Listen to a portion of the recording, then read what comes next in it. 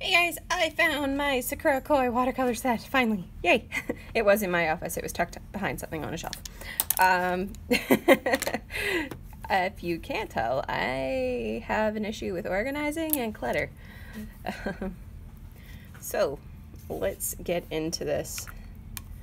I'm going to show you how to mix skin tones. I will try to do a few different varieties of skin tone. I'm just using a Prang number 10 brush. These are the cheapest brushes I have. Some of them. I have some really, really cheap ones from Wish or AliExpress or something, but they're garbage, so we don't use those. And this is in the wrong spot. Okay, so I am using a 24 pan Koi Sakura watercolor set. This is a very old set. I have issues with some of the colors in here, but overall it's been a pretty good set. If you can see, I have used certain colors a lot and some colors not at all.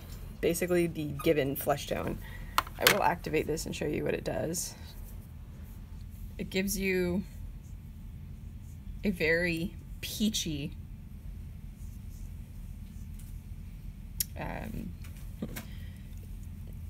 skin tone. It's just a light peach. You don't really want to use this unless you're going to use it as a base and break it. What I mean by breaking it is adding in blue or yellow or red to it to give other tones to the base pigment. So whenever I do shadows on skin, I use either a purple undertone or a bluish undertone. With blue, you want to be careful, especially on white skin types, because they tend to look more ghoulish than you really want, unless that's what you're going for. Zombies use blue and green for your undertones, or if someone's looking queasy, use green. Again, lighting will also play a big effect on skin tone. That's just due to the different colors of the light will show up differently on different skin types. So from here, I will show you a basic mix. So I do have one going right now. Let's clean this area out a bit. Ugh, such a waste of a good skin tone. I had done another video, but I ended up screwing up one of the characters because I didn't layer the paint properly and it laid down really streaky, so I didn't really want to use that. Okay, so to do a basic, I'd say Caucasian skin tone, I use yellow ochre, a orange-ish red or like a scarlet lake, yellow ochre, and a touch of blue.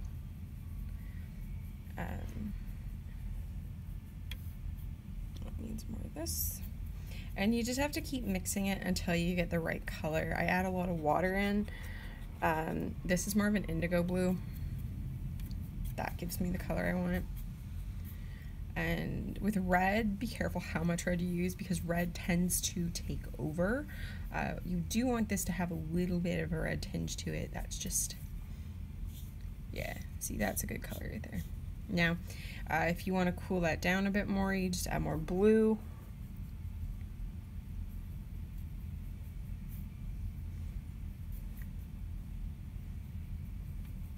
Some more yellow ochre, and then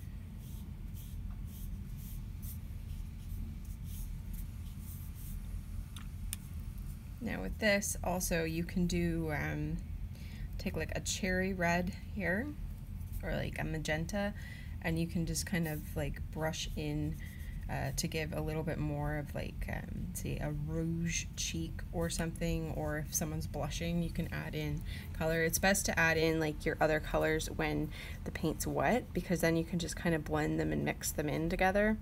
I know there's probably going to be somebody who's going to say something that contradicts that, which is totally okay because the way that I use watercolors isn't exactly the known way to use watercolors. I just fuck around with them. I don't really care about rules. Like certain things you do want to follow rules for, but other things not so much. And then that's when you add like the purple in. You can get some shadows and stuff. Now if you have a highlighted area or like you want to add some warmth in, just add a little bit of yellow. It'll also depend on the light.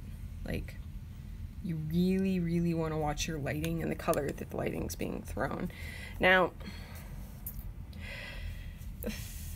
there are a few other mixes. The basic way, like, that's always a fun noise. Basically, when you're mixing like skin tones, the primaries are what does it. So I have a yellow, it's a warm orangey yellow. I'm going to use a cool red and what is considered a warm blue. More of that red in there. Basically what you're doing is you're just mixing shades of brown and then diluting them so that they either are lighter or keeping them concentrated to make them darker. I tend to use more washes on my like when I'm doing skin tones and build up my layers, but you don't have to do that. Kevin Wada is a great example when it comes to using saturated color. He uses very saturated skin tones, which is totally okay. You can do that. Mix up a brown here. So when I'm mixing up like somebody like a black person's skin tone, I don't go straight to brown. That's not, they have complexities in their, like everybody has complexities in different colors in their skin tones. So I want to add a little bit of green, purple, some raw umber, which is a more red brown. And what that does is it gives me a deeper range than just say using